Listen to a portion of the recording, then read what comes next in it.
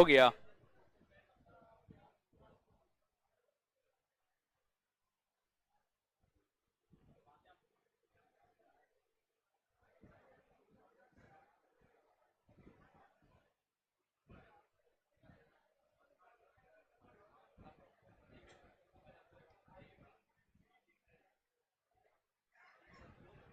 देखिए चलने लगा है, चल रहा है, देखिए ना।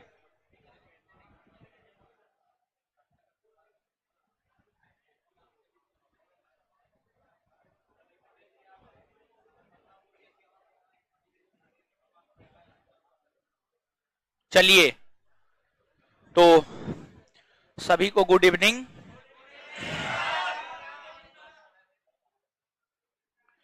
अब आते हैं क्लास को आगे बढ़ाते हैं। सिर्फ आप लोग क्लास में थे, आप ही ना बताइएगा क्या हुआ था। चलिए तो अब पढ़ने के लिए आए हैं, पढ़िए, बतियाइए मत ज्यादा। रात गई बात गई।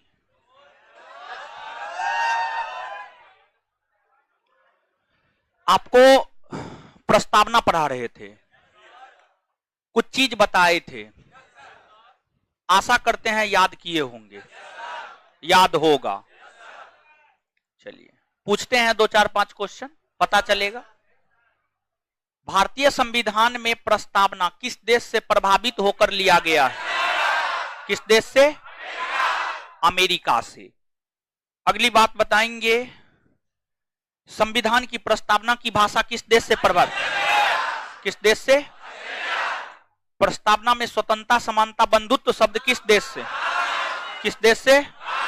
प्रस्तावना में सामाजिक, राजनीतिक, आर्थिक न्याय कहां से? रूसी क्रांति कब हुई है? 1900। फ्रांसीसी क्रांति 1789 से 1700।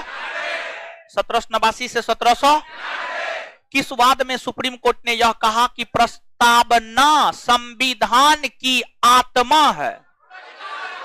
गोलकनाथवाद। गोलकनाथ। किस वाद में सुप्रीम कोर्ट ने कहा प्रस्तावना संशोधनीय नहीं है? हाँ, बेरुवारीवाद। किस वाद में सुप्रीम कोर्ट ने कहा प्रस्तावना संशोधनीय है? केशवानंद भारतीवाद। केशवानंद भारतीवाद। आगे, प्रस्तावना में संशोधन हुआ है? हाँ या ना? हुआ है ना? कितना बार? कैमा संविधान संशोधन? 42वां संविधान संशोधन 1900। 42वां संविधान संशोधन 1900। बात क्लियर है? इतना ही ना बताए थे। अब देखिए एक चीज बता रहे हैं, ऑनलाइन वाले ऑफलाइन वाले सभी लोगों को बता रहे हैं। देखिए स्पेशली ऑनलाइन वालों को बता रहे हैं, ऑनलाइन वालों के लिए है। देखिए आपको 2 क्लासरूम है, तो शाम के टाइम में दोनों क्लासरूम में क्लास चलता है, तो 5, 10, 15 मिनट तक आपका क्लास लेट से शुरू हो सकता है। भले ही क्लास का टाइमिंग 7 बजे है, लेकिन 7:15 बजे से आपका क्लास शुरू होगा। कभी हो सकता है 7 बजे भी शुरू हो जाए, लेकिन लेटेस्ट 7:15 बजे से क्लास आपका शुरू हो जाएगा। इस चीज को स्पेशली ऑनलाइन वाले लोग जो है ध्यान में रखेंगे। थोड़ा बहुत इधर उधर हो सकता है, क्योंकि क्लास ऑनलाइन ऑफलाइन दोनों रूप में है, तो बस यही कारण है। और 2-2 क्लासरूम है, थोड़ा सा मैनेज करना पड़ता है हर चीज को। चल रहा है ना जी सब चीज? चलिए ठीक है। अब देखिएगा, प्रस्तावना से जानते हैं, जब आप प्रस्तावना का प्रश्न देखेंगे ना, तो प्रस्तावना में आपको कुछ प्रश्न मिलेगा। जैसे कि प्रश्न ये रहेगा कि निम्नलिखित में से कौन शब्द प्रस्तावना में है और कौन शब्द प्रस्तावना में नहीं है। इस प्रकार के प्रश्न जो है आपको परीक्षा में पूछे जाते हैं। समझ गए? इस प्रकार के प्रश्न आपको परीक्षा में पूछे जाते हैं। आप इस प्रकार के प्रश्न समझ गए? आप जो है इस प्रकार के प्रश्न चैप्टर नंबर 1 का आप लिए, तो प्रस्तावना का क्वेश्चन हम बोले थे। ठीक है महाराज, ये सब भी नशा करता है, पता नहीं कौन नशा करता है, भांग पीता है। सही है बोल। चलिए सुनिए, जबकि बढ़िया से जानते हैं क्या बजे बोले हैं? 3 बजे बोल दिए हैं, 3 या 4 बजे बोले होंगे। समझ गए? कि इसको बोले थे कि आज प्रस्तावना पढ़ा देंगे, चैप्टर खत्म कर देंगे, क्वेश्चन भी करवाएंगे, क्वेश्चन यहां लगा दीजिएगा, यही ना बोले थे। ऐसा तो नहीं है कि आप बच्चा है पढ़े लिखे नहीं है, समझ गए, पढ़ा लिखा है तभी आम के जगह इमली ला करके रख दिया। बताइए ये सब का कैसे गुजर बसर होगा। इसकी बीबी तो इसको झाड़ू से झड़िया दे, केगा लाने के लिए आम ला करके देगा इमली।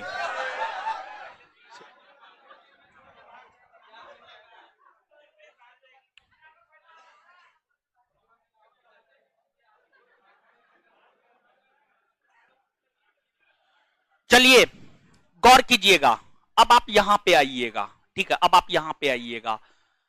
देखिए एक प्रश्न पूछा जाता है, ठीक है, पहले प्रश्न हम आपको बता देते हैं, तब जब हम आपको समझाएंगे ना तो आपको काफी बेहतर समझ में आएगा, ठीक है। तो एक प्रश्न से हम आपको अवगत करवाते हैं। प्रश्न ये पूछा जाता है, निम्नलिखित में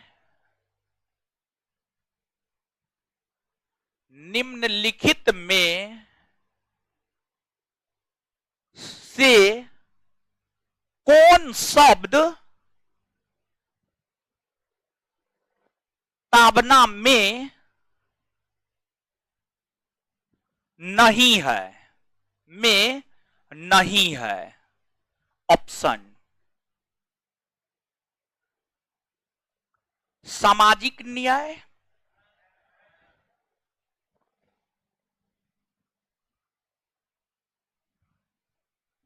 आर्थिक न्याय,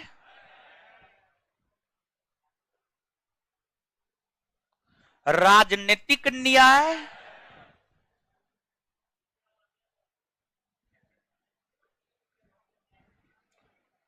डी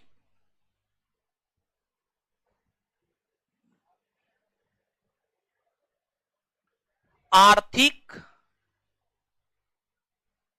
स्वतंत्रता। क्या होगा आंसर, क्या होगा, डी होगा। तो इस प्रकार के प्रश्न जो है आपके परीक्षा में पूछे जाते हैं, कौन से शब्द प्रस्तावना में है और कौन से शब्द प्रस्तावना में नहीं है। यह प्रश्न आपसे आपके परीक्षा में पूछा जाता है। मान लीजिए कि ये चीज तो हम बता दिए हैं कि प्रस्तावना में 3 प्रकार के न्याय की चर्चा है, तो आप बता दिए हैं, तो आप आंसर कर दिए हैं। लेकिन और भी इस क्वेश्चन को एक्सपेंड करके दूसरे तरीका से दूसरा क्वेश्चन भी आपसे पूछा जा सकता है। अब आप इस प्रकार के प्रश्न को कब डील कर पाएंगे, आप इस प्रकार के प्रश्न को तब डील कर पाएंगे जब आपको पूरा का पूरा प्रस्तावना याद होगा। पूरा का पूरा प्रस्तावना याद होगा तब आप इस प्रकार के प्रश्न को सही वे में डील कर पाएंगे, अदरवाइज आप इस प्रकार के प्रश्न को सही वे में डील नहीं कर पाएंगे। तो प्रस्तावना एक पेज है, समझ गए, उसमें लिख करके आप आराम से याद रख सकते हैं। तो आप क्या कीजिएगा जानते हैं, इसके लिए दिमाग पे देखिए, कुछ चीज ऐसा है जिसको लेकर दिमाग पर बहुत ज्यादा प्रेशर नहीं डालना है। जितना डाटा वाला चीज है, समझ गए, उसको एक एक दिन करके रख लीजिए, याद कर लीजिए। देखिए इसके लिए आपको क्या करना है, आपका रूम होगा, रूम में प्रस्तावना अपने कॉपी पे लिख लीजिएगा, उसको साट दीजिएगा। जब भी टाइम मिले ना, मान लीजिए कि जो है खाना बनाना है, खाना बना रहे हैं, मान लीजिए कि सब्जी काट रहे हैं, समझिए सब्जी काट लिए, उसके बाद चढ़ा दिए गैस पर, एक बार उसको देख लेंगे, फिर खाना खा करके उठे, एक बार उसको देख लेंगे। यानी लगातार 2 बार 4 बार 5 बार 10 बार 20 बार 25 बार देखिएगा ना, तो वो अपने आप याद हो जाएगा। देखिए वैसा कोई भी चीज जो आपको याद नहीं होता है ना, इस तरीका को आप अपनाइए, समझ गए, लिख करके रूम में साट दीजिए और उसको बार बार देखिए जब भी आपको टाइम मिले। अब ये नहीं लिख करके साट दिए, देख रहे हैं ये नहीं है, तब वो आपको याद नहीं होगा। तो बार बार उसको देखिए, 10 बार 20 बार, जितना बार टाइम मिलता है ना उतना बार आप उसको देखिए, तो आपको याद हो जाएगा, नहीं तो आपको याद नहीं हो पाएगा। तो हम आपसे रिक्वेस्ट करेंगे, प्रस्तावना संविधान की आत्मा कहा जाता है प्रस्तावना को, और हम भारत के लोग हैं, भारत के नागरिक हैं, as a Indian citizenship, as a Indian citizen यानी भारत के नागरिक होने के नाते भी हमें प्रस्तावना याद होना चाहिए, समझ गए। तो ये चीज है, आप इसको निश्चित तौर पे याद रखेंगे। तो अब देखिएगा,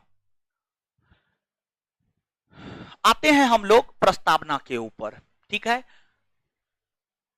देखिए ये आपको पूरा का पूरा प्रस्तावना है, समझिए ये जो है आपको पूरा का पूरा क्या है, प्रस्तावना है। तो पूरा का पूरा जो प्रस्तावना है, देखिए पहला पैराग्राफ, हम भारत के लोग भारत को एक संप्रभुत्व संपन्न समाजवादी पंथ निरपेक्ष लोकतंत्रात्मक गणराज्य बनाने के लिए तथा उसके समस्त नागरिकों को सामाजिक आर्थिक और राजनीतिक न्याय विचार अभिव्यक्ति विश्वास धर्म और उपासना की स्वतंत्रता प्रतिष्ठा और अवसर की समता प्राप्त कराने के लिए तथा उन सब में व्यक्ति की गरिमा और राष्ट्र की एकता और अखंडता सुनिश्चित करने वाली बंधुता बढ़ाने के लिए दृढ़ संकल्प होकर अपनी इस संविधान सभा में आज तारीख 26 नवंबर 1949 ईस्वी मिति मार्ग शीर्ष शुक्ल सप्तमी संवत 2006 विक्रमी को एदत द्वारा इस संविधान को अंगीकृत अधिनियमित और आत्मार्पित करते हैं। ये पूरा का पूरा प्रस्तावना है। प्रस्तावना का हर शब्द अपने आप में महत्वपूर्ण है। देखिए एक चीज हम आपको बताए होंगे, प्रस्तावना में एक बार संशोधन हुआ है और प्रस्तावना में जो एक बार संशोधन हुआ है उस संशोधन के तहत प्रस्तावना में 3 नए शब्द जोड़े गए हैं और जो 3 नए शब्द जोड़े गए हैं वो 3 नए शब्द कौन कौन है, तो वह 3 नया शब्द है समाजवाद, समाजवाद, समाजवाद के बाद पंथ निरपेक्षता, पंथ निरपेक्षता, अब पंथ निरपेक्षता के बाद आगे है अखंडता, अखंडता। तो ये जो तीनों शब्द भाई लोग जोड़ा गया है, ये तीनों शब्द 1976 में ना जोड़े गए हैं हो, 1976 में जोड़े गए हैं या नहीं जोड़े गए, 1976 में जोड़े गए हैं। तो ये तीनों शब्द अगर हम देखें तो जो ये तीनों शब्द है 1976 में जोड़ा गया है। 1976 से पहले तो ये तीनों शब्द नहीं था, प्रस्तावना में नहीं ना था, नहीं था। तो हमारा जो संविधान है, हमारा संविधान लागू 1950 में हुआ है। कब लागू हुआ? 1950 में। हमारा संविधान लागू 1950 में हुआ है। तो 1950 हमारा संविधान लागू हुआ है और ये तीनों शब्द 1976 में जोड़े गए हैं। तो 1950 में जो संविधान लागू हुआ था उसमें जो प्रस्तावना होगा, क्या उस प्रस्तावना में समाजवादी पंथ निरपेक्ष शब्द होगा? होगा? नहीं ना होगा हो। समाजवाद और पंथ निरपेक्ष शब्द जो है नहीं होगा, समाजवाद और पंथ निरपेक्ष शब्द जो है नहीं होगा। तो अब 1950 के संविधान यानी मूल संविधान में भारत कैसा राष्ट्र था? आपसे पूछा जाता है मूल संविधान में यानी 26 जनवरी 1950 को जो संविधान लागू हुआ था उसके अनुरूप भारत कैसा राष्ट्र था, उसके अनुरूप भारत कैसा राष्ट्र था? तो हम क्या कहेंगे, उसके अनुरूप जो भारत था संप्रभुत्व संपन्न लोकतंत्रात्मक और गणराज्य, संप्रभुत्व संपन्न लोकतंत्रात्मक और गणराज्य। जबकि वर्तमान का जो भारत है वह संप्रभुत्व संपन्न समाजवादी पंथ निरपेक्ष लोकतंत्रात्मक और गणराज्य है, लोकतंत्रात्मक और गणराज्य है। देखिए गौर कीजिएगा, यहां पर समझिएगा चीजों को।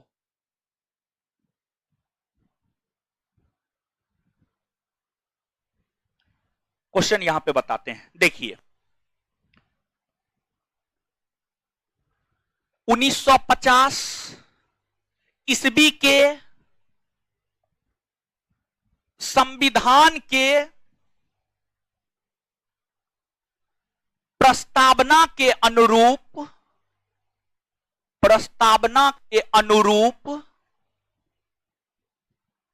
भारत कैसा राष्ट्र था? भारत कैसा राष्ट्र था? ऑप्शन संप्रभुत्व संपन्न, संपन्न समाजवाद, समाजवादी गणराज्य। अब बी लोक तंत्रात्मक समाजवादी गणराज्य। गणराज्य। आगे संप्रभुत्व संपन्न लोकतंत्रात्मक गणराज्य। लोकतंत्रात्मक गणराज्य। डी नन ऑफ दीज, मतलब ऊपर में से कोई नहीं। गौर कीजिएगा, एक बार फिर से बोल रहे हैं। 1950 ईस्वी के संविधान के प्रस्तावना के अनुरूप भारत कैसा राष्ट्र था? संप्रभुत्व संपन्न समाजवादी गणराज्य, लोकतंत्रात्मक समाजवादी गणराज्य, संप्रभुत्व संपन्न लोकतंत्रात्मक गणराज्य, इनमें से कोई नहीं। क्या होगा? क्या होगा? सी होगा। सी होगा। आपको 1950 में प्रस्तावना में समाजवादी शब्द था, इसी वजह से ए होगा नहीं। क्या 1950 के प्रस्तावना में लोकतंत्र समाजवादी शब्द था? नहीं, इसी वजह से बी भी नहीं होगा। लेकिन 1950 में जो भारतीय संविधान की प्रस्तावना भारत को घोषित करता है, संप्रभुत्व संपन्न लोकतंत्रात्मक और गणराज्य, संप्रभुत्व संपन्न लोकतंत्रात्मक और गणराज्य। क्लियर है ये चीज? अब अगर पूछेगा वर्तमान में भारत कैसा राष्ट्र है, तो वर्तमान में भारत जो है संप्रभुत्व संपन्न समाजवादी लोकतंत्रात्मक गणराज्य है। बात क्लियर है इतना? चलिए अब देखिए, गौर कीजिएगा, जब आप क्वेश्चन बैंक पलटिएगा ना, तो ये जो 5 शब्द है, समझ गए, ये जो 5 शब्द है प्रस्तावना में, प्रस्तावना के जो 5 शब्द है, इस 5 शब्द पे गौर कीजिएगा आप। संप्रभुत्व संपन्न समाजवादी पंथ निरपेक्ष लोकतंत्रात्मक गणराज्य, ये 5 शब्दों का क्रम पूछा जाता है। ये 5 शब्दों का क्रम पूछा जाता है कि कौन शब्द पहले है, उसके बाद कौन शब्द है, उसके बाद कौन शब्द है। तो इस शब्द के क्रम को याद रखने का जो ट्रिक है वह है S S P L G. S S P L G. पहला एस से होता है संप्रभुत्व संपन्न, दूसरा एस से होता है समाजवाद, पी से होता है पंथ निरपेक्ष, एल से लोकतंत्र, जी से गणराज्य, जी से गणराज्य।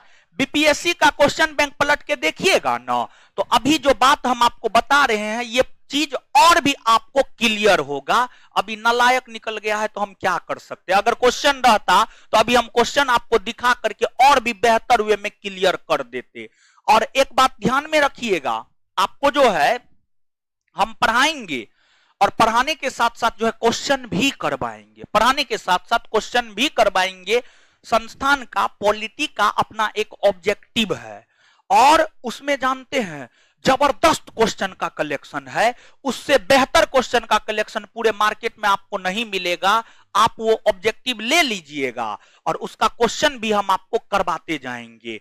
जब आप थ्योरी पढ़ते हैं ना, थ्योरी पढ़ने के साथ साथ अगर आप क्वेश्चन कर लेते हैं ना, तो आपका कंसेप्ट पूरा का पूरा क्लियर हो जाता है। समझ गए? तो ये चीज है, आप ले लीजिएगा, तो इसको याद रखिएगा। अब देखिएगा यहां पर कंफ्यूजन कहां होगा जानते हैं? कंफ्यूजन होगा डबल एस में, पहले संप्रभुत्व संपन्न होगा कि पहले समाजवाद होगा, इसको लेकर के कंफ्यूजन होगा। लेकिन इसको भी दिमाग लगा करके आप याद रख सकते हैं। जो समाजवाद शब्द है, क्या ये मूल संविधान में था? मूल संविधान के प्रस्तावना में था, यानी 1950 में जो भारतीय संविधान लागू हुए थे, क्या उसकी प्रस्तावना में समाजवाद शब्द था? नहीं था। समाजवाद तो 1976 में न जुड़ा है, हो 1976 में जुड़ा है ना। तो अब मान लीजिए जैसे गांव घर में जाते होंगे, भोज उज होता होगा, जो पहले जाता है पहले खाता है, जो बाद में जाता है बाद में खाता है। ऐसा होता है कि नहीं होता? ऐसा तो नहीं होता है कि जो बाद में गया वो पहले खाया, ऐसा होता है? नहीं होता। जो पहले जाता है पहले खाता है, जो बाद में जाता है बाद में खाता है। तो इस आधार पे आप याद रखेंगे समाजवाद शब्द तो था ही नहीं, इसको बाद में जोड़ा गया। बाद में जोड़ा गया तो जो 2 एस है उसमें समाजवाद बाद वाला होगा। जब समाजवाद बाद वाला होगा तो पहले वाला संप्रभुत्व संपन्न होगा। इस प्रकार से दिमाग लगा करके जो है आप इसको याद रख सकते हैं। क्लियर हुआ? चलिए, तो इसको याद रखिएगा। नीचे से 1-2 पॉइंट लिखिएगा।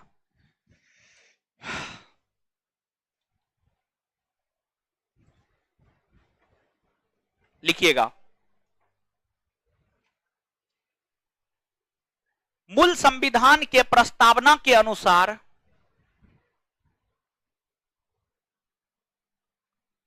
मूल संविधान के प्रस्तावना के अनुसार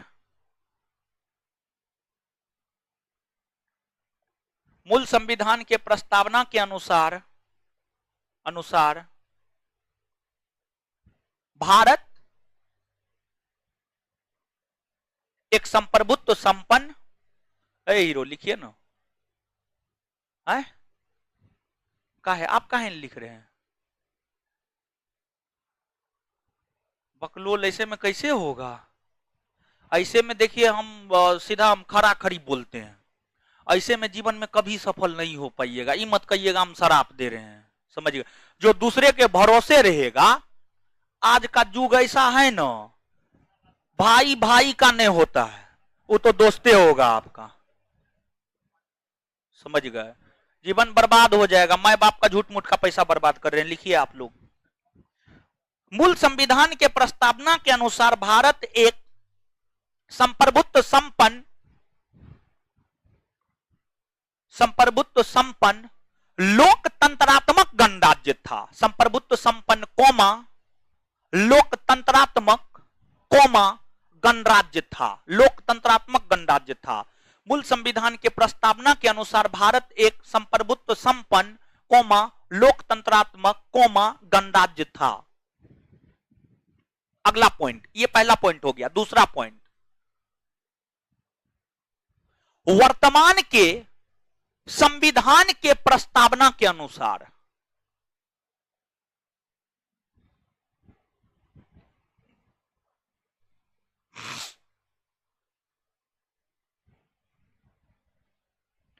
वर्तमान के संविधान के प्रस्तावना के अनुसार भारत एक संप्रभुत्व संपन्न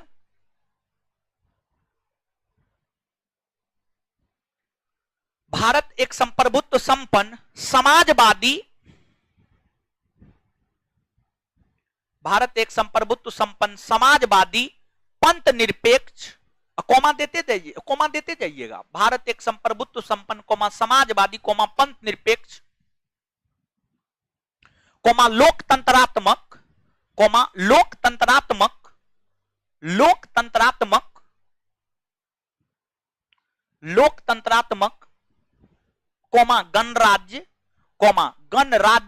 गणराज्य है।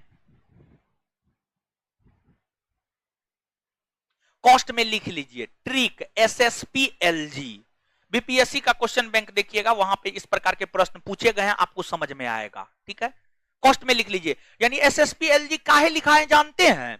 ये जो 5 गो शब्द है ना, समाजवाद, संप्रभुत्व संपन्न, लोकतंत्र, गणराज्य, आपको पंथ निरपेक्ष, ये 5 शब्द को क्रमवार तरीका से याद रखने का ट्रिक है। क्लियर है? SSPLG याद रहेगा ना? चलिए अब देखिएगा, अब अगर आप देखेंगे प्रस्तावना को पढ़ेंगे, समझिए प्रस्तावना को पढ़ेंगे तो प्रस्तावना देखिए एक तिथि का जिक्र करता है।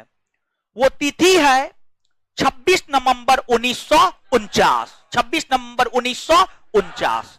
गौर कीजिएगा,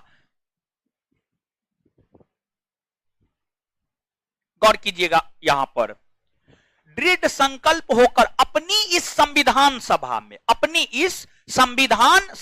गौर कीजिएगा, संविधान सभा में आज तारीख 26 नवंबर 1949 ईस्वी को एदत द्वारा संविधान को अंगीकृत, अधिनियमित और आत्मार्पित करते हैं। अंगीकृत का मतलब क्या होता है जानते हैं? स्वीकारना। अंगीकृत का मतलब स्वीकारना, समझिए, स्वीकारना।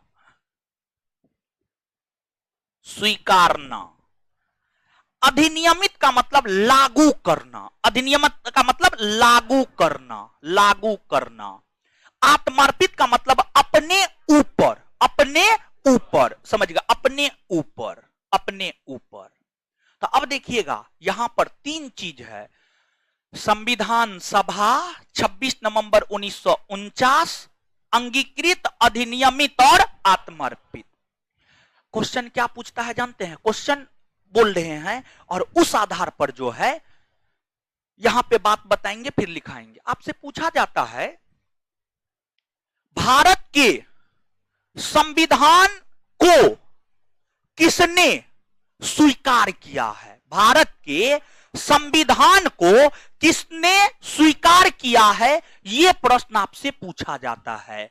तो जो भारत का संविधान है ना, भारत का संविधान संविधान सभा के द्वारा स्वीकार किया गया है और संविधान सभा के द्वारा स्वीकार किया गया है 26 नवंबर 1949 को। 26 नवंबर 1949 को। एक प्रश्न पूछा जाता है भारतीय संविधान को स्वीकार कब किया गया है? तो भारतीय संविधान को स्वीकार 26 नवंबर 1949 को किया गया, 49 को किया, 26 नवंबर 1949 को किया गया है। एक चीज ये, एक और प्रश्न क्या पूछता है जानते हैं? एक और प्रश्न आपसे ये पूछता है कि संविधान सभा ने भारत के संविधान को 26 नवंबर 1949 को स्वीकार किया, इसकी जानकारी हमें कहां से मिलती है? तो इसकी जानकारी हमें प्रस्तावना से मिलती है। कहां से मिलती है? प्रस्तावना से। तो तीन बात, तीन प्रश्न, तीनों चीज यहां पर आपका क्लियर होना चाहिए। भारत के संविधान को स्वीकार किसने किया है? संविधान सभा ने। कब किया है? 26 नवंबर 1949। अगली बात, यही सब चीज को मिला करके संविधान सभा ने भारत के संविधान को 26 नवंबर 1949 को स्वीकार किया है, यह जानकारी हमें कौन देता है? तो संविधान की प्रस्ताव। तो इतना बात लिखिए, लिखिए। नेक्स्ट, हाँ तीसरा पॉइंट, नेक्स्ट पॉइंट लिखिएगा। भारतीय संविधान को संविधान सभा ने, भारतीय संविधान को संविधान सभा ने, भारतीय संविधान को संविधान सभा ने, संविधान सभा ने 26 नवंबर 1949 को, 26 नवंबर 1949 को स्वीकार किया है।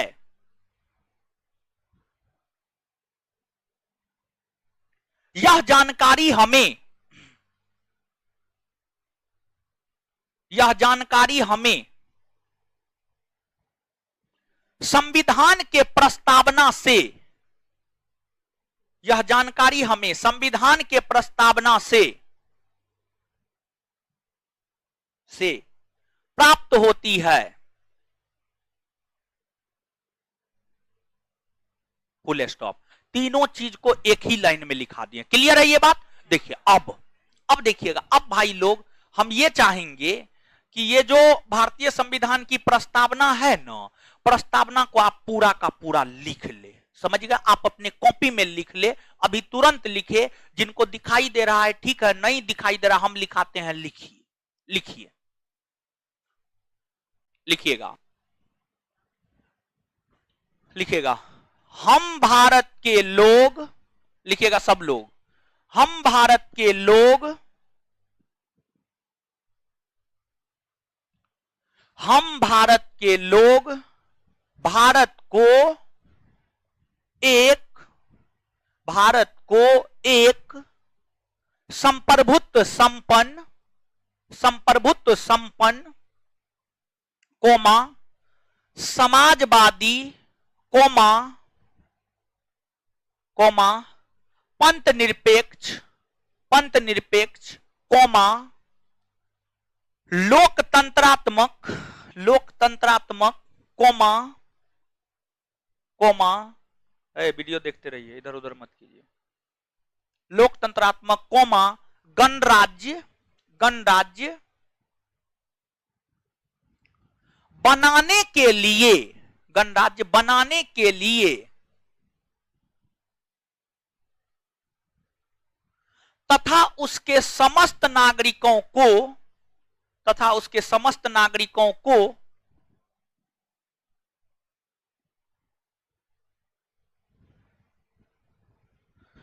तथा उसके समस्त नागरिकों को सामाजिक कौमा आर्थिक और राजनीतिक न्याय, तथा उसके समस्त नागरिकों को सामाजिक कौमा आर्थिक और राजनीतिक न्याय, सामाजिक कौमा आर्थिक और राजनीतिक न्याय, कौमा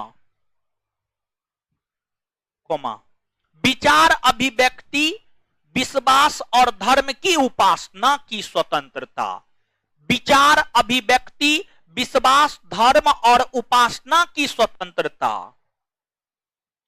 विचार, अभिव्यक्ति, विश्वास, धर्म और उपासना की स्वतंत्रता, विचार, अभिव्यक्ति, विश्वास, धर्म और उपासना की स्वतंत्रता, कौमा प्रतिष्ठा और अवसर की समता, प्रतिष्ठा और अवसर की समता, प्रतिष्ठा और अवसर की समता, प्रतिष्ठा और अवसर की समता, समता प्राप्त कराने के लिए, प्राप्त कराने के लिए, कराने के लिए, तथा उन सब में, तथा उन सब में,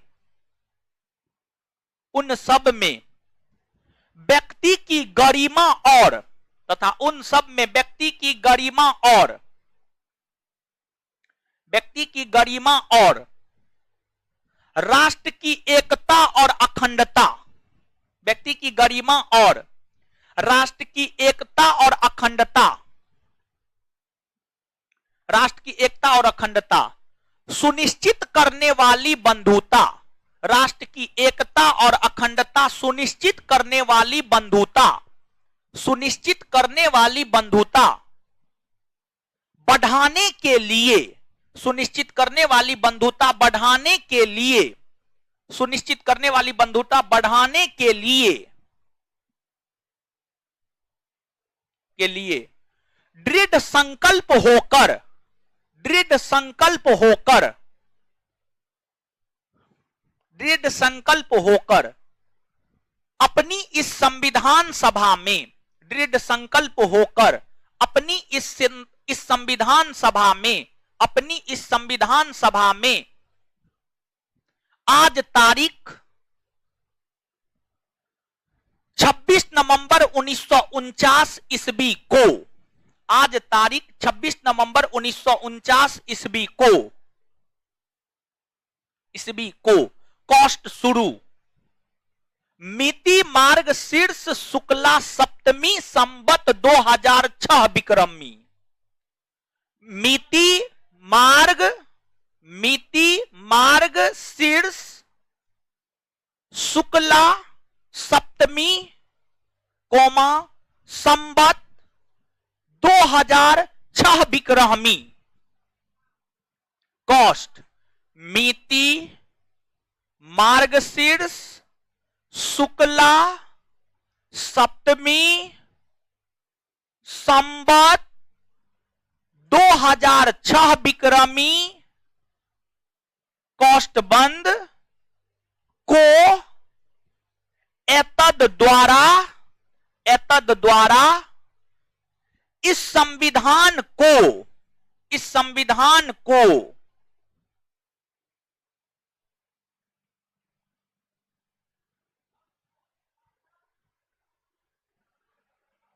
एतद द्वारा इस संविधान को अंगीकृत, अधिनियमित और आत्मार्पित करते हैं।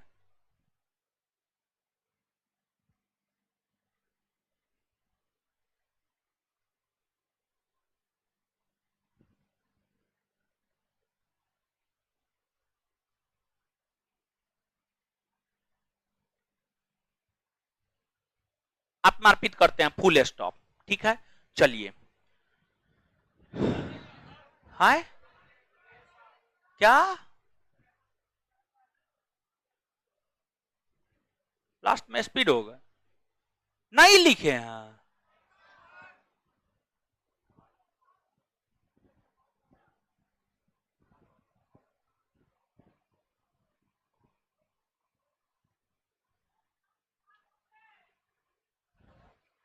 नहीं बोलेंगे। कहां से बोलना है, बोलिए ना। हो गया, चलिए। बकलोल सब।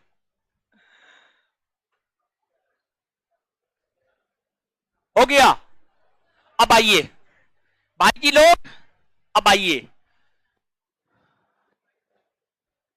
भाई जी लोग, थोड़ा कीजिएगा। अब जानते हैं जब आप क्वेश्चन बैंक पलटेंगे ना, तो प्रस्तावना में जो कुछ शब्द है, खास तौर पर ये जो 5 शब्द है, संप्रभुत्व, संपन्न, समाजवादी, पंथ निरपेक्ष, लोकतंत्रात्मक, गणराज, खास तौर पर ये 5 शब्द का अर्थ पूछा जाता है। गणराज्य का क्या अर्थ होता है, बतियाना नहीं है भाई जी लोग, बतियाना नहीं है। ये जो 5 शब्द है, संप्रभुत्व, संपन्न, समाजवादी, पंथ निरपेक्ष, लोकतंत्रात्मक और गणराज्य, सामान्य तौर पर इन 5 शब्दों के अर्थ आपसे पूछे जाते हैं। तो इन 5 शब्दों के अर्थ क्या होते हैं, परीक्षा में किस रूप में पूछे जाते हैं, इसको हम आपके साथ अब क्लियर कर रहे हैं। तो सबसे पहले, और इन शब्दों के अलावा और भी जो शब्द है महत्वपूर्ण, जो परीक्षा में पूछने योग्य है, उसको भी हम आपको क्लियर कर देंगे। धैर्य बना के रखे आप। गणराज्य, तो पहला आप हेडिंग मारिएगा गणराज्य। गणराज्य, हाँ गणराज्य।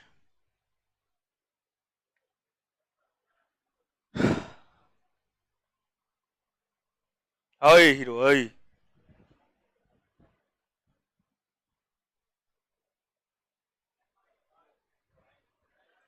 चलिए सुनिएगा, सुनिएगा।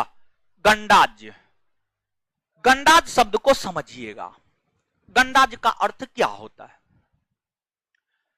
वैसे देश या वैसे राष्ट्र या वैसे राज्य, देश कहिए, राष्ट्र कहिए, राज्य कहिए, सब एक बात है। देश कहिए, राज्य कहिए, राष्ट्र कहिए, सब एक बात है। कैसे सब एक बात है, तो आगे स्पष्ट करेंगे, चिंता नहीं करना है। देखिए यहां पर एक शब्द आया है राज्य, राज्य, स्टेट। स्टेट क्या है, व्हाट इज स्टेट? स्टेट क्या है, समझ गए?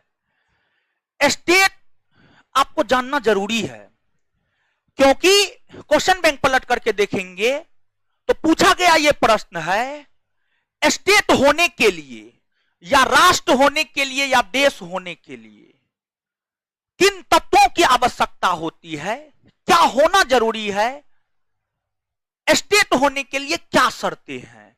तो सीधा सा आप समझिएगा, तब हम गणराज्य के ऊपर आएंगे। स्टेट,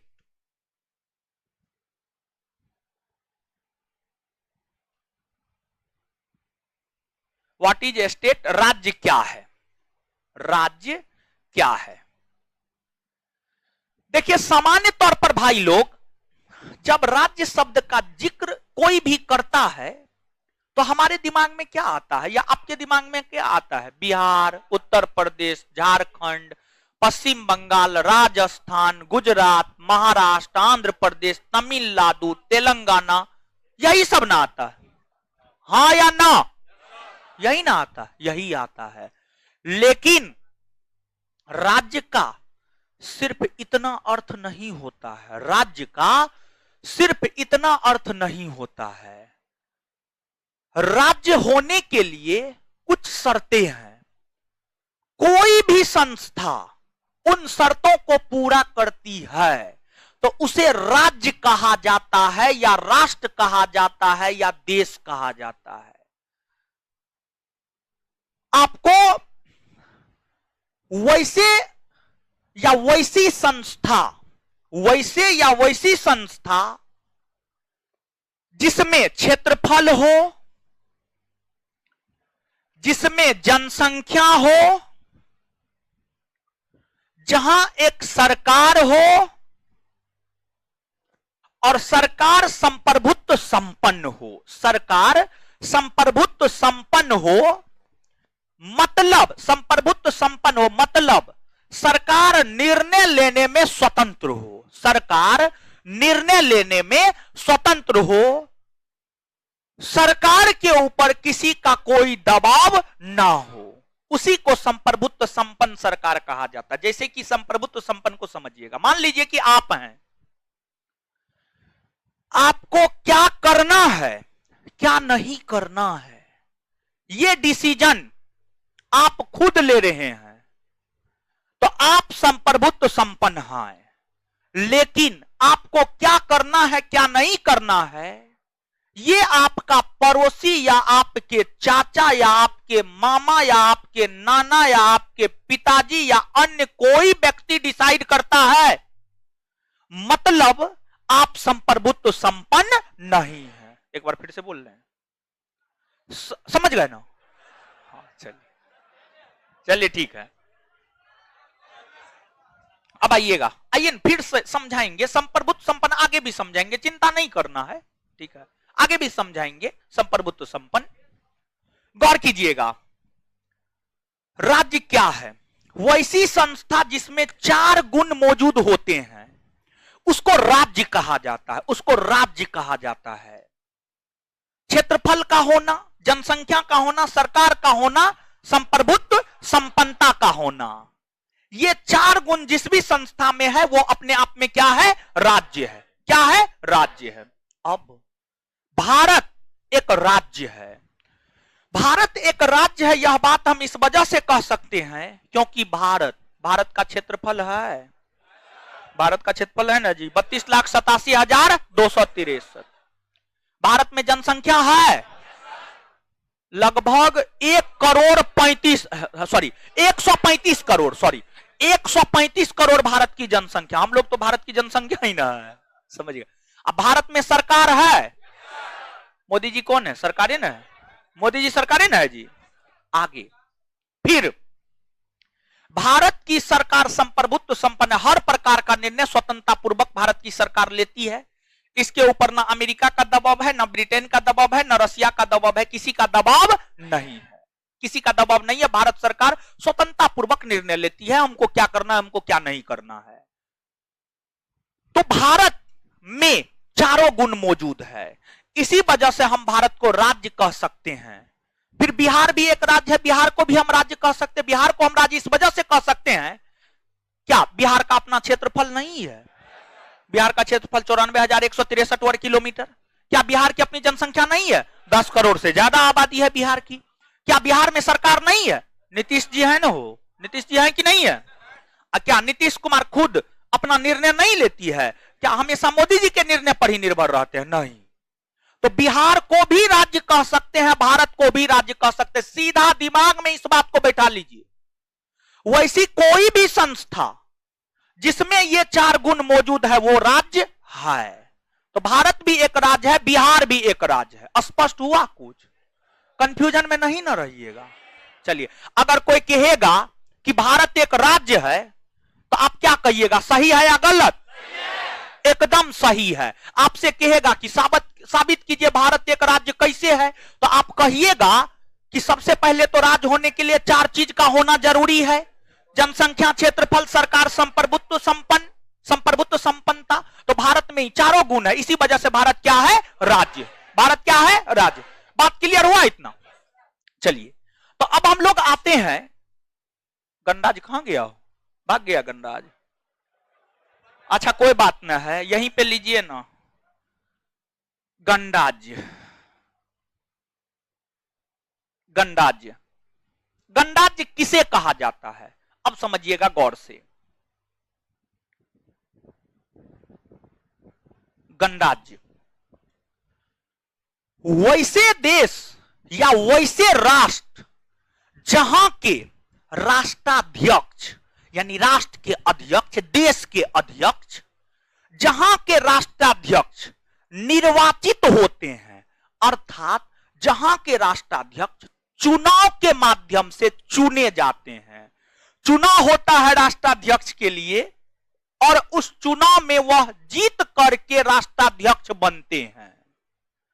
उन देशों को ही गणराज्य कहा जाता है। एक बार फिर से समरी कर रहे हैं।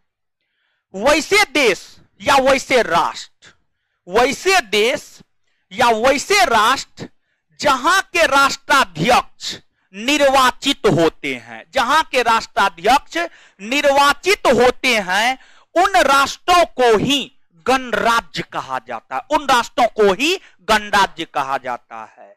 अगर हम बात करें भारत की, तो भारत क्या गणराज्य है या नहीं है? भारत एक गणराज्य है। भारत एक गणराज्य है, यह इस वजह से हम कह सकते हैं क्योंकि जो भारत के राष्ट्राध्यक्ष हैं, भारत के राष्ट्राध्यक्ष राष्ट्रपति हैं, और जो भारत के राष्ट्राध्यक्ष राष्ट्रपति हैं, राष्ट्रपति का चुनाव होता है, मतलब निर्वाचन होता है। और राष्ट्रपति का जब निर्वाचन होता है, उस निर्वाचन में जो जितने भी कैंडिडेट खड़ा होते हैं, जितने भी उम्मीदवार खड़ा होते हैं, उन उम्मीदवारों में जिन भी उम्मीदवार को 50% से अधिक मत प्राप्त होता है, वह राष्ट्रपति निर्वाचित माना जाता है। वह राष्ट्रपति निर्वाचित माना जाता है। और जो राष्ट्रपति होते हैं, राष्ट्रपति पूरे देश के 1 नंबर वरीयता क्रम में 1 नंबर राष्ट्रपति को दिया गया, अर्थात राष्ट्रपति देश का प्रथम नागरिक होता है। राष्ट्रपति देश का प्रथम नागरिक होता है और राष्ट्रपति देश की एकता, अखंडता और संप्रभुता का प्रतीक माना जाता है। जो राष्ट्रपति होता है वह देश की एकता, अखंडता और संप्रभुता का प्रतीक माना जाता है। तो भारत के राष्ट्रपति निर्वाचित होते हैं, इसी वजह से भारत को हम लोग गणराज्य कह सकते हैं। अब देखिएगा, आपके मन में सवाल आना चाहिए, भारत के राष्ट्रपति के चुनाव में कौन भाग लेता है? क्या आम जनता भाग लेता है? भारत के राष्ट्रपति के चुनाव में आम जनता भाग नहीं लेते, यानी हम आप भाग नहीं लेते हैं। राष्ट्रपति के चुनाव में एमपी और एमएलए भाग लेता, विधायक और संसद भाग लेता। हम लोग यानी हम और आप, मतलब आम जनता, जिस विधायक और संसद को चुनता है ना, वही विधायक संसद राष्ट्रपति के चुनाव में भाग लेता है। क्लियर हुआ? कुछ लिखिए, गणराज्य। गणराज्य लिखे हैं ना? हाँ, गणराज्य लिखिएगा। वैसे देश या वैसे राष्ट्र, वैसे देश या राष्ट्र, वैसे देश या राष्ट्र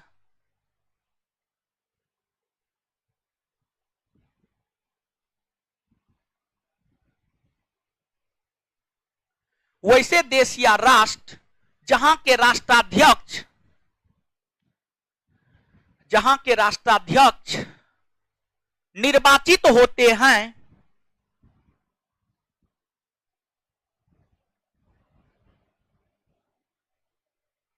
गणराज्य कहलाता है। गणराज्य कहलाता है।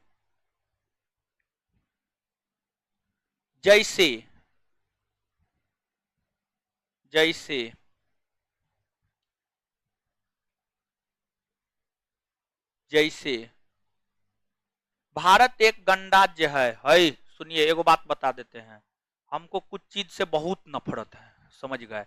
जैसे वो जो प्रचलन चला है, दीजिए दीजिए दीजिए दीजिए दीजिए ना, अरे दीजिए ना, दे देंगे, हम नहीं लेंगे, हमको नए गाना वाना सुनने का शौक है, समझ गए? ये जो आप लोग हीरो बन के ऐसे आते हैं, आज वार्निंग दे दे रहे हैं, अभी डेमो चल रहा है, ठीक है?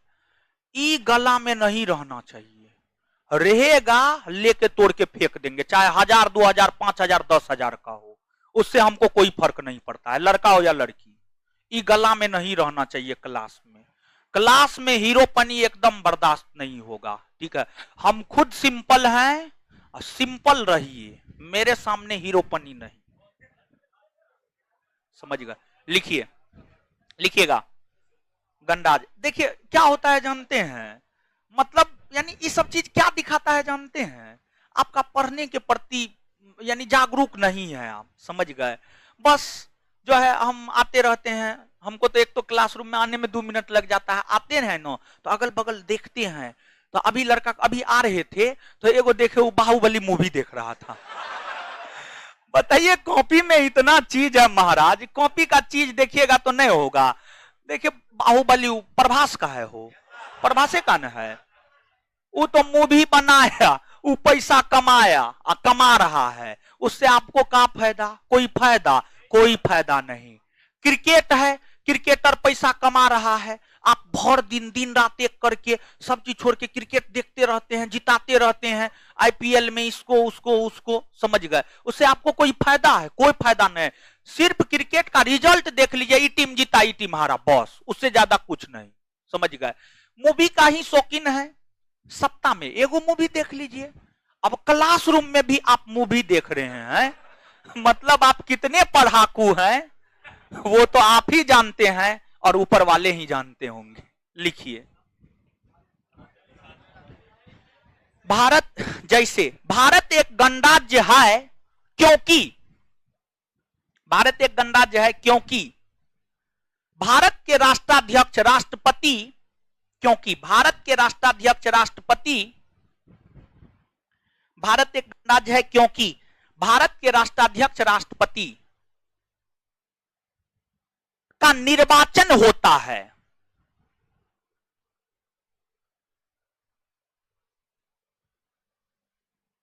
आगे लिखिएगा, आगे लिखिएगा, क्वेश्चन, क्वेश्चन, राज्य क्या है? राज्य क्या है? राज्य क्या है? वैसी कोई भी संस्था, राज्य क्या है? क्वेश्चन, क्वेश्चन लिखिएगा, क्वेश्चन लिख करके, राज्य क्या है? राज्य क्या है? डैश देकर, वैसी कोई भी संस्था, वैसी कोई भी संस्था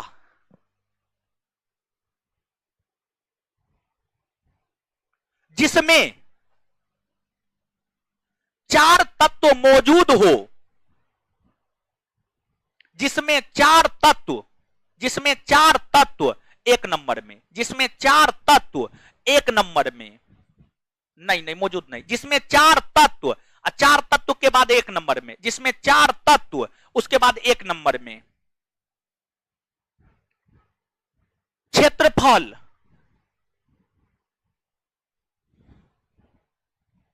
दो नंबर में, जनसंख्या, तीन नंबर में, सरकार, तीन नंबर में, सरकार, सरकार, चार नंबर में, संप्रभुता, चार नंबर में संप्रभुता, संप्रभुता, मौजूद हो, संप्रभुता मौजूद हो, मौजूद हो, राज्य कहलाता है, राज्य कहलाता है,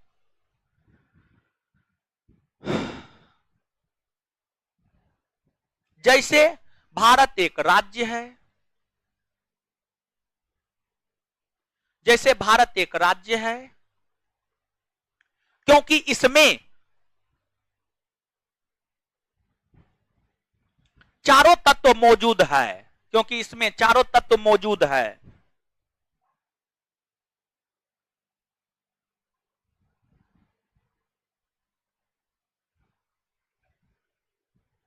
चलिए,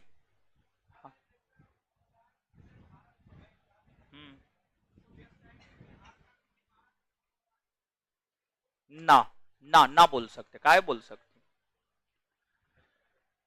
अनुच्छेद 1 के कारण नहीं बोल सकते हैं। अनुच्छेद 1 यह कहता है कि भारत राज्यों का संघ है, तो ये जो बिहार है ना, बिहार भारत के अधीन है, समझे? बिहार भारत के अधीन है, तो इसी वजह से बिहार को हम देश नहीं कह सकते। देश, हाँ ठीक है, हाँ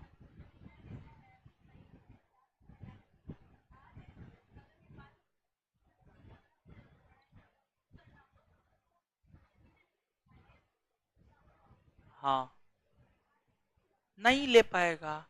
तो हर मामला देखिए, आपको जितने भी काम करने वाले विषय हैं ना, काम करने वाले विषय हैं, उसको जो है सातवीं अनुसूची, सातवीं अनुसूची में 3 सूची का प्रावधान किया गया, संघ सूची, राज्य सूची, समवर्ती सूची।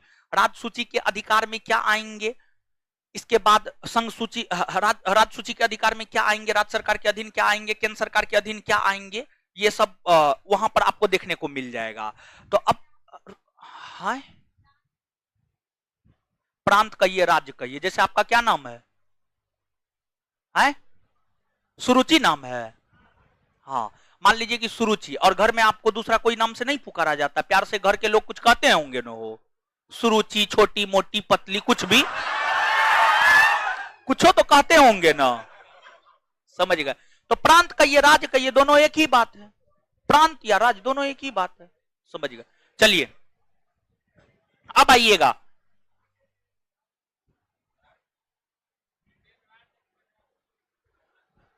ब्रिटेन देश है। चलिए, हाँ बोलिए ना, हाँ बोलिए, हाँ बिहार गणराज्य होगा, मारफटा से ठीक है कर देंगे हम, बिहार गणराज्य होगा। बैठिए बैठिए ना, बैठिए ना। बिहार का राज्याध्यक्ष राज्यपाल है, राज्यपाल मनोनीत होता है, क्या होता है, निर्वाचित होता है। अपने मन से बहुत ज्यादा एक्स्ट्रा दिमाग मत लगाइए, जितना बताएं उतना याद रखिए, समझ एकदम एक्स्ट्रा, यानी बात समझ में आता है ना तो और खुराफाती दिमाग लगाने लगते हैं, समझ गए। तो देखिए, हर चीज का कॉम्प्लीमेंट्री नहीं होता है, मतलब जिसका शादी हुआ उसको बच्चा हो ही जाए जरूरी नहीं है। आप लोग तो अजीब अजीब बात करते हैं।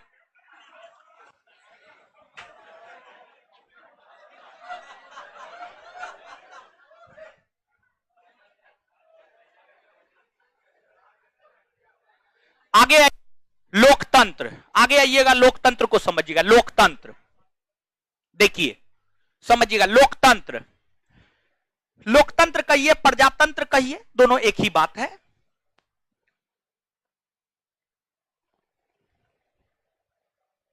प्रजातंत्र या लोकतंत्र दोनों एक ही बात है। इंग्लिश डेमोक्रेसी, जो डेमोक्रेसी है यह ग्रीक भाषा के दो शब्द से बना है। डेमोक्रेसी ग्रीक भाषा के दो शब्द से बना है, वो दो शब्द है डेमोस प्लस क्रेसिया। डेमोस प्लस क्रेसिया, जिसमें डेमोस का अर्थ लोग होता है, डेमोस का अर्थ लोग होता है, और क्रेसिया का अर्थ शासन होता है, क्रेसिया का अर्थ शासन होता है। लोकतंत्र यानी डेमोक्रेसी, लोकतंत्र का इंग्लिश डेमोक्रेसी, ग्रीक भाषा के दो शब्द डेमोस प्लस क्रेसिया। डेमोस का मतलब लोक, क्रेसिया का मतलब शासन, यानी डेमोक्रेसी का सामूहिक रूप से अर्थ लोगों का शासन होता है, लोगों का शासन होता है।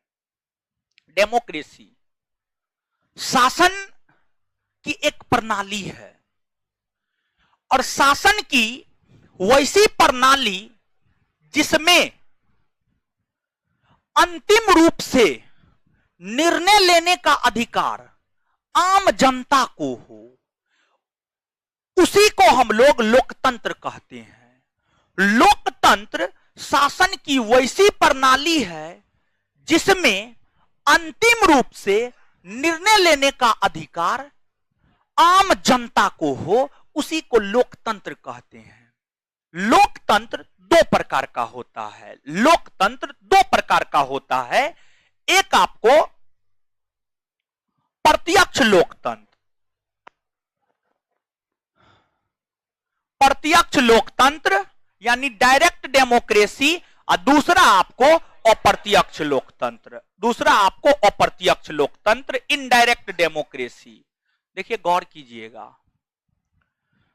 विश्व के ज्यादातर देशों में या अधिकतर देशों में अप्रत्यक्ष लोकतंत्र है। विश्व के अधिकतर देशों में अप्रत्यक्ष लोकतंत्र है, इक्का दुक्का देश में ही प्रत्यक्ष लोकतंत्र है, जैसे कि स्विट्जरलैंड। स्विट्जरलैंड में जो है आपको प्रत्यक्ष लोकतंत्र है, प्रत्यक्ष लोकतंत्र है। तो अब देखिएगा, प्रत्यक्ष लोकतंत्र और अप्रत्यक्ष लोकतंत्र, इसको हम लोग समझेंगे। देखिए, विश्व के ज्यादातर देश ऐसे हैं जहां की आबादी काफी अधिक है, और वैसे देश जहां की आबादी काफी अधिक है वहां पर अप्रत्यक्ष लोकतंत्र है, जैसे अमेरिका हो गया, कनाडा हो गया, ऑस्ट्रेलिया हो गया, भारत हो गया। अब आते हैं, समझते हैं प्रत्यक्ष लोकतंत्र। प्रत्यक्ष लोकतंत्र शासन की वैसी प्रणाली को कहा जाता है जिसमें कानून के निर्माण में, कानून देखिए जो देश है, देश कैसे चलता है? देश कैसे चलता है? कानून से चलता है, संविधान से चलता है, नियम से चलता है। देश चलाने का कुछ नियम कानून है, उस नियम कानून के तहत ही देश चलता है। और देश के लिए जो नियम कानून है, देश के लिए नियम कानून बनाने का अधिकार भारत की संसद को है, भारत की संसद को है। जो भारत देश है, भारत देश के लिए नियम कानून कौन बनाएगा जानते हैं? भारत की संसद, भारत की संसद। भारतीय संविधान में 395 अनुच्छेद है। 395 अनुच्छेद में से एक अनुच्छेद है अनुच्छेद 79। अनुच्छेद 79 यह कहता है राष्ट्रपति, लोकसभा और राज्यसभा को मिलाकर के संसद का गठन किया जाता है। अर्थात कानून के निर्माण में राष्ट्रपति, लोकसभा और राज्यसभा की भागीदारी होती है। कानून के निर्माण में राष्ट्रपति, लोकसभा और राज्यसभा की भागीदारी होती है। तो भारत में कानून का निर्माण राष्ट्रपति, लोकसभा और राज्यसभा करता है। क्या भारत के लोग लोकसभा का सदस्य होता है? बकलोल। भारत के लोग नहीं होते हैं, यह सच है। लेकिन भारत के लोगों के द्वारा जिन्हें चुना जाता है वही ना लोकसभा का सदस्य होता है, वही लोकसभा का सदस्य होता है, वही राज्यसभा का सदस्य। भारत के लोग के द्वारा जो एमएलए को चुना जाता है, वो एमएलए जिसको चुनता है राज्यसभा के लिए, वही राज्यसभा का सदस्य बनता है। सामान्य तौर पर देखिए, हम बता रहे हैं फिर से, आप थोड़ा कंफ्यूज हुए होंगे, हमको पता है। भारत के लिए कानून का निर्माण कौन करता है? कौन करता है? संसद। संसद के अंतर्गत क्या क्या आता है? राष्ट्रपति, लोकसभा और क्या आप ऐसे जाके संसद में बैठ जाइएगा? आप जिसको चुनिएगा वो न जाकर के संसद में बैठेगा, उन कानून का निर्माण करेगा। संसद कानून का निर्माण करेगा, यानी आप जिसको चुनेंगे वो जाके संसद भवन में बैठेगा, वो आपके लिए कानून का निर्माण करेगा। क्या कानून के निर्माण में आपकी प्रत्यक्ष भागीदारी है? आपकी प्रत्यक्ष भागीदारी है? क्या कृषि कानून बनने लगा था तो मोदी जी आपको बुलाए थे संसद भवन में, आइए कृषि कानून बनाइए? बुलाए थे ना आप लोग को?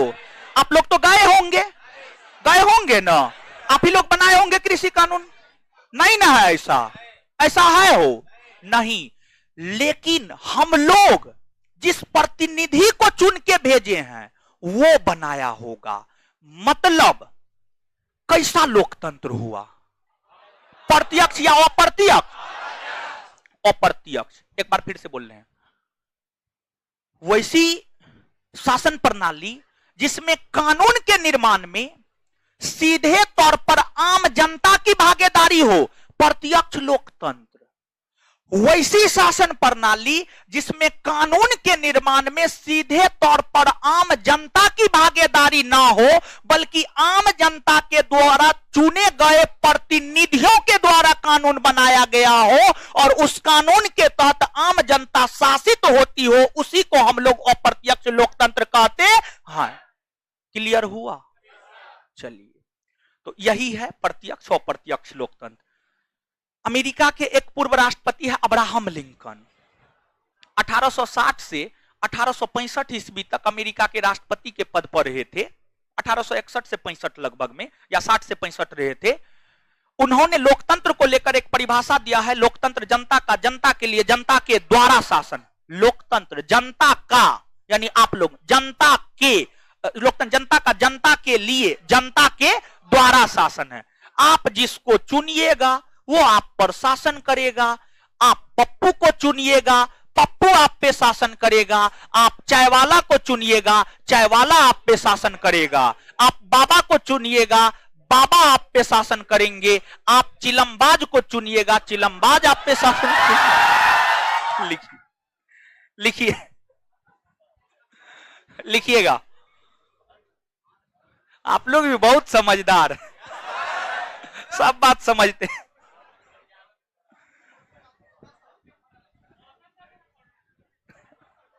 चलिए लिखिए, लिखिएगा लोकतंत्र या प्रजातंत्र।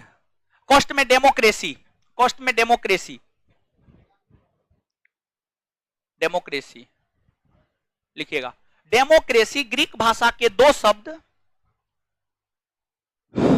डेमोक्रेसी ग्रीक भाषा के दो शब्द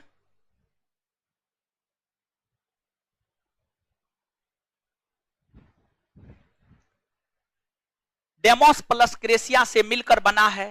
डेमोक्रेसी ग्रीक भाषा के दो शब्द डेमोस प्लस क्रेसिया से मिलकर बना है। डेमोक्रेसी ग्रीक भाषा के दो शब्द डेमोस प्लस क्रेसिया से मिलकर बना है, मिलकर बना है, जिसमें डेमोस का अर्थ लोग, जिसमें डेमोस का अर्थ लोग और क्रेसिया का अर्थ शासन, जिसमें डेमोस का अर्थ लोग और क्रेसिया का अर्थ शासन होता है।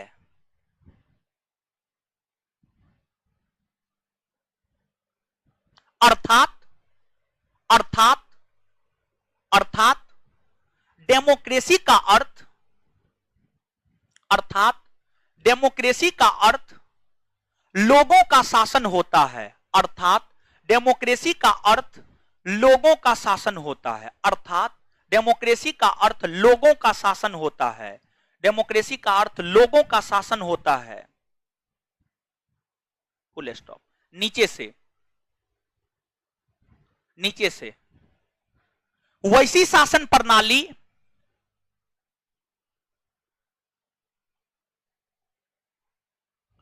वैसी शासन प्रणाली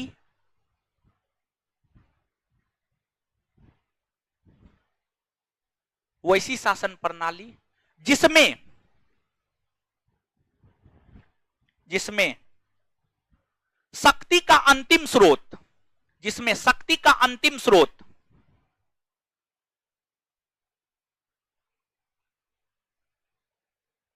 जिसमें शक्ति का अंतिम स्रोत आम जनता हो, वैसी शासन प्रणाली जिसमें शक्ति का अंतिम स्रोत आम जनता हो, लोकतंत्र कहलाता है।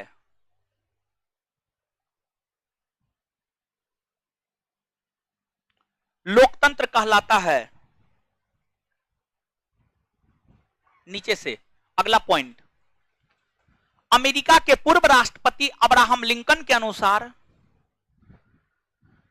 अमेरिका के पूर्व राष्ट्रपति, अमेरिका के पूर्व राष्ट्रपति अब्राहम लिंकन के अनुसार,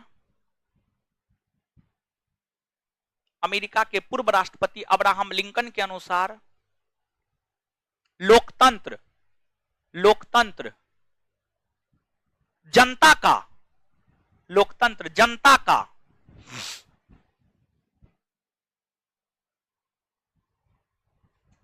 लोकतंत्र जनता का, जनता के लिए,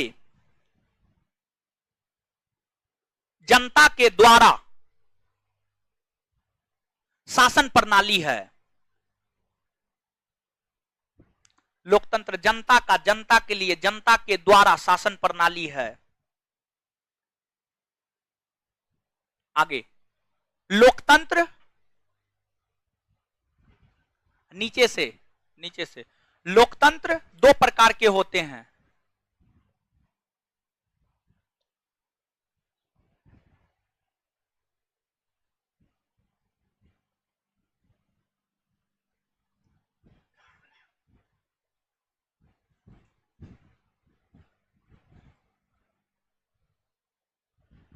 लोकतंत्र दो प्रकार के होते हैं, एक में प्रत्यक्ष, दो में अप्रत्यक्ष। एक में प्रत्यक्ष, दो में अप्रत्यक्ष, दो में अप्रत्यक्ष। एक नंबर में प्रत्यक्ष लोकतंत्र,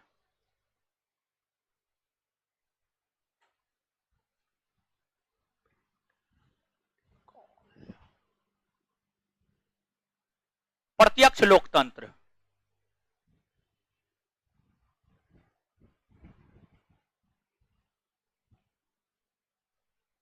प्रत्यक्ष लोकतंत्र डैश देकर, वैसी शासन प्रणाली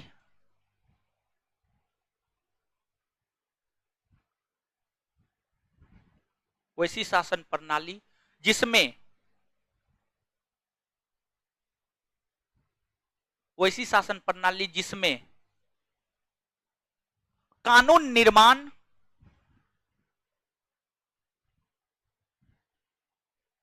और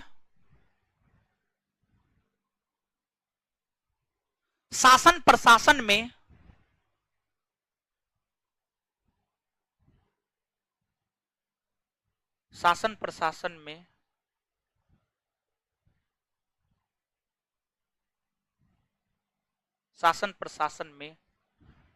आम जनता की प्रत्यक्ष भागीदारी हो, आम जनता की प्रत्यक्ष भागीदारी हो, आम जनता की प्रत्यक्ष भागीदारी हो, प्रत्यक्ष लोकतंत्र कहलाता है। आम जनता की प्रत्यक्ष भागीदारी हो,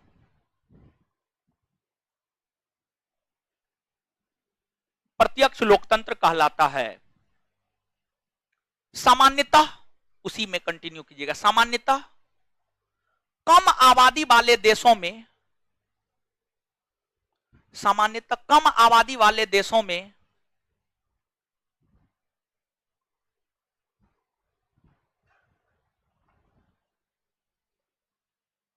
किस प्रकार के लोकतंत्र देखने को मिलते हैं?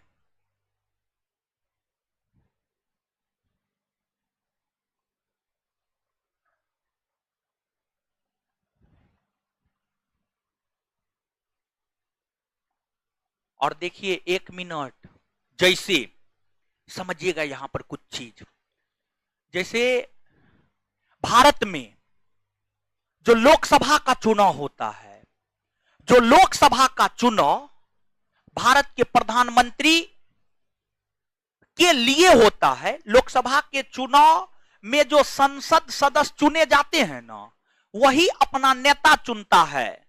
जिस भी पार्टी का बहुमत होता है वो अपना नेता चुनता है, वही नेता भारत के प्रधानमंत्री के तौर पर नियुक्त भारत के राष्ट्रपति के द्वारा किए जाते हैं। जैसे हम लोग मोदी जी को चुन लिए, कितना वर्ष के लिए? 5 वर्ष। 5 वर्ष से पहले मोदी जी को कोई ताकत नहीं हटा सकता है। मतलब 2019 में मोदी जी चुने गए हैं ना, 2024 तक आप कुछ हो कर लीजिए, मोदी जी का जो मन होगा वो करेंगे।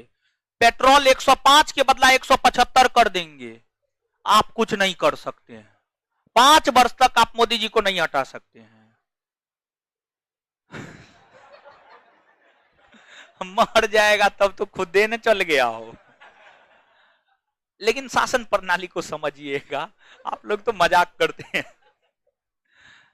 मनाइए कि ना मरे, ठीक है, दीर्घायु हो हमारे मोदी जी, लंबी उम्र हो उनकी, समझ गए। चलिए सुनिएगा, आपको अप्रत्यक्ष लोकतंत्र, प्रत्यक्ष लोकतंत्र, अप्रत्यक्ष लोकतंत्र में यानी जैसे भारत में प्रत्यक्ष लोकतंत्र है या अप्रत्यक्ष, ये बात समझे? हाँ, अप्रत्यक्ष है ना भारत में अप्रत्यक्ष लोकतंत्र है। अप्रत्यक्ष लोकतंत्र में यह होता है कि अगर आप एक निश्चित टाइम पीरियड के लिए चुन के भेज दिए हैं ना, तो अब उनके कार्यकाल समाप्ति से पहले आप उनको पद से नहीं हटा सकते हैं। मोदी जी को 2024 से पहले आप नहीं हटा सकते हैं, अगर वो नहीं मरे तो नहीं हटा सकते हैं। अब देखिएगा, लेकिन प्रत्यक्ष लोकतंत्र में आप जिसको अपना नेता चुने हैं, प्रत्यक्ष लोकतंत्र में क्या होता है सुनिएगा। प्रत्यक्ष लोकतंत्र में अगर आप किसी को अपना नेता चुने हैं, 2 दिन के बाद आपको लगा ना ये नेता ठीक ना है, इसको हटाओ, तुरंत आप बैठक बुला करके आप उसको हटा सकते हैं। मतलब वापस आप कर सकते हैं।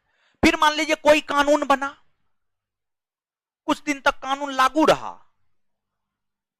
अब आपको लगा कि नहीं ये कानून जो है ठीक ना है, तो उसको तुरंत आप समाप्त भी कर सकते हैं, आम जनता। लेकिन अप्रत्यक्ष लोकतंत्र में इतना आसान नहीं होता है।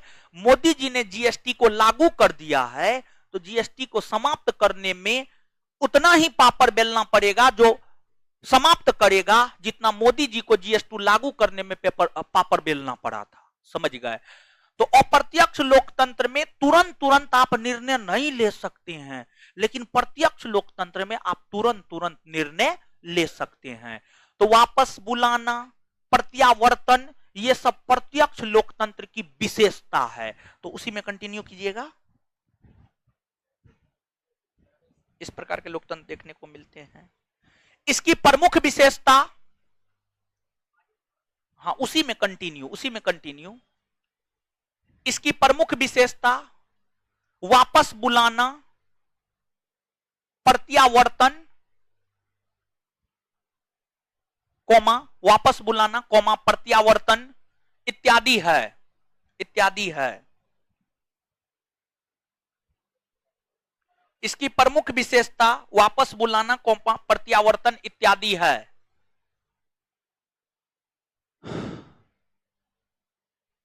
प्रत्यक्ष लोकतंत्र का सर्वोत्कृष्ट उदाहरण, उसी में कंटिन्यू, प्रत्यक्ष लोकतंत्र का सर्वोत्कृष्ट उदाहरण,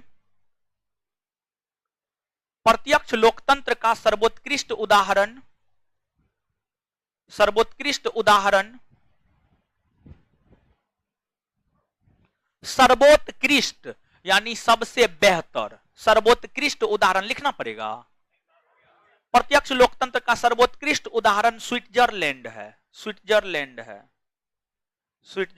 है। आगे हेडिंग मारिएगा अप्रत्यक्ष लोकतंत्र,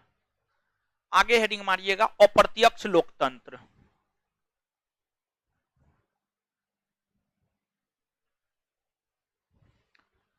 लिखिएगा वैसी शासन प्रणाली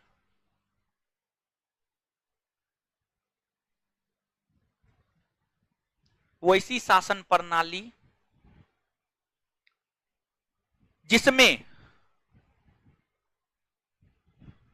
कानून के निर्माण में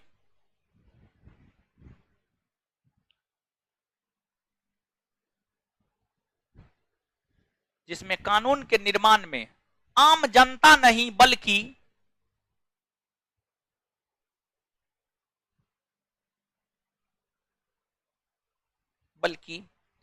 आम जनता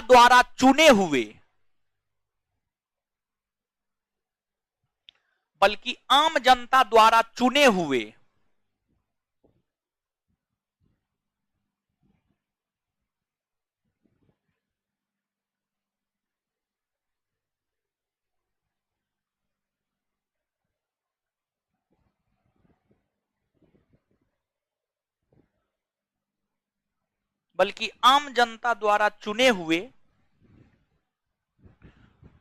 प्रतिनिधियों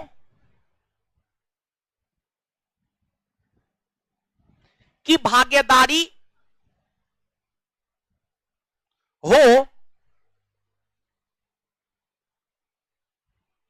अप्रत्यक्ष लोकतंत्र कहलाता है।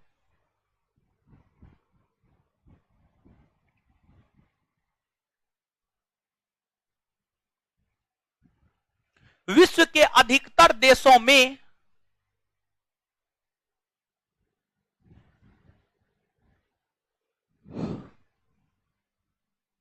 अप्रत्यक्ष लोकतंत्र ही देखने को मिलता है। विश्व के अधिकतर देशों में अप्रत्यक्ष लोकतंत्र ही देखने को मिलता है।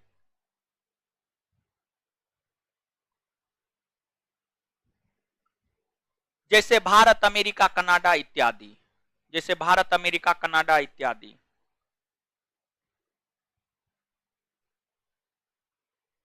जैसे भारत, अमेरिका, कनाडा इत्यादि। इतना बात समझ में आया? आ गया ना? कहां से बताना प्रारंभ किए थे?